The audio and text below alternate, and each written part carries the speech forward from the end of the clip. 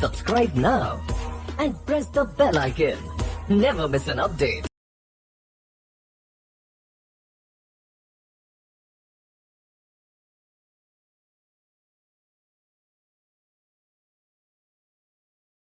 Welcome back to this section or this lecture in which we're going to talk about how to choose niches and products. So the first thing that you need to do is find a specific audience. I'm going to say this twice, but I'm saying it to you right now. The specific audience that you need to find needs to be an audience that you resonate with. Let me repeat myself. An audience that you resonate with. So if you are, let's say, a bodybuilding enthusiast, it would be awesome if you actually target some people that are in that niche.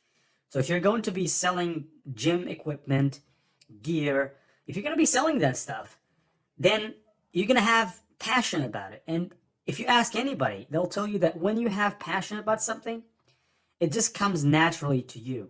So make sure that when you choose something or a niche that you're going to be active on, make sure that that niche is an actual thing that you're willing to spend a lot of time on. For instance, me on Udemy. This is just one of my businesses. I have 3 other businesses that I run, KDP. I have another business, which is a website that promotes coupons. And I also have another e-commerce business and copywriting business, both of them. I do a little bit of affiliate marketing here and there. But the general thing here is, if I didn't have passion for what I'm doing, I probably wouldn't be doing it because I wouldn't have that longevity to just keep going. And so make sure that you don't get stuck in a niche that you hate. I understand that sometimes you have to do what you hate, but in this, especially in business, you're going to be spending a long time with yourself, right? So make sure that you're spending quality time. Make sure that it's not hell, right? So a lot of people like to just, force stuff on themselves, and it's okay to a certain degree because a lot of the things that I do in my day, during my day, I would say 80% are things I don't really like, But what keeps me in the game, what keeps me focused and dedicated is I have passion for what I'm doing. So the first thing is find a specific audience. Second thing is find out what they like. It's extremely important that you pay careful attention here. The reason why a lot of people don't see sales online, I see this all the time. People come, they say, oh, I opened this store, I did everything right, but something didn't work. I don't know what didn't work. I'm not having any sales. I don't have sales. Well, the thing is, why are you selling stuff that is not sold, that people are not interested in? So here, the thing that you should change if you're not seeing any sales, and this is something I suffered from for a while before I figured things out. And I'm not saying I'm the most successful person in the world, but I figured things out quite to a certain degree. And what I figured is, it's what people like. Go with what people like, right? You'll see this all the time. If you go to YouTube, you'll see YouTubers following the trend. If you go to Etsy to sell designs or to sell ebooks or to sell Excel spreadsheets or to sell anything, Canvas, whatever. If you go there, you'll find that people are selling what people are asking for. So this is another law in dropshipping. You're not going to take a product that people don't want and force it down their throats because nobody's going to want to buy it, all right? So take passion to a certain degree, keep it, but make sure that you don't get too obsessed about a specific product and start obsessing and not thinking about what people want. So put people in your mind first. Think and resonate and empathize with what people would want. Of course, you're going to have to use data. I'm not saying this. But at the beginning, the only data that you have is the data that you can find on websites. And we're going to get to a little bit of that in this course. But generally speaking, just think like this. Whatever people like, that's what I'm going to sell, right? So I'm not going to sell anything that I like. Because it's not about me. It's about people. And the last thing or third thing is find products to sell them. So this is the easiest part, by the way, because I hear this a lot. People say, oh, products. This is the trickiest part. I'm not so sure. Not going to really do. I don't know how to find the winning product. This always comes up.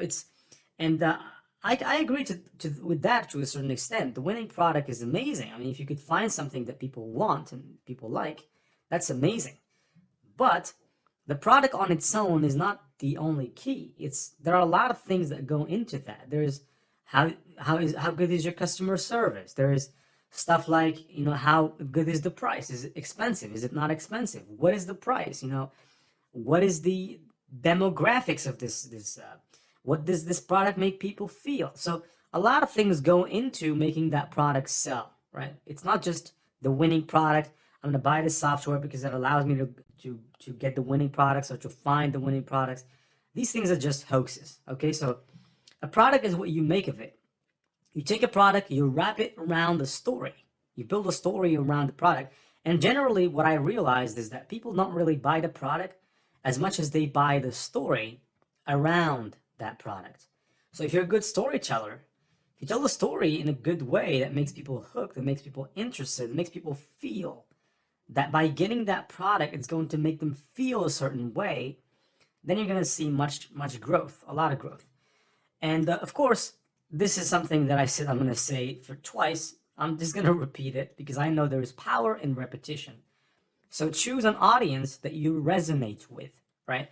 Don't choose an audience that you don't like, that you don't understand, that you cannot empathize with. And I'm going to move on. So here, also, you need to know your audience demographics. So if you've heard about this concept of demographics, there are what we call demographics and psychographics. And these demographics, basically, they are the age of the population, the gender, are they parents or single, married or not, all of these information, are they working? This also could be good information because in some cases, for example, when you're selling toys, you're not going to sell them to the 5-year-old kid because the 5-year-old kid doesn't have it doesn't have a PayPal account, doesn't have a credit card that you can go and pay you with. So it's just a 5-year-old kid.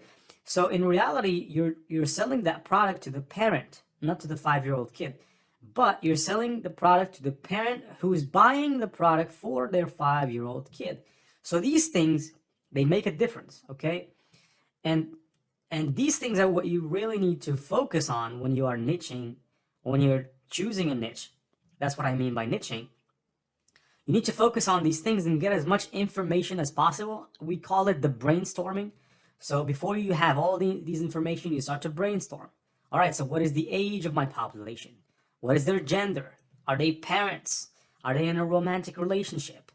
Are they working or not working? So all these things are data that you gather and that allow you to draw what we call a persona, right? So if you've heard of the persona, I highly recommend you to go and find a book by Philip Kotler, right? You're going to find me, probably I'm going to recommend it here in the resources. You can go and get it on Amazon.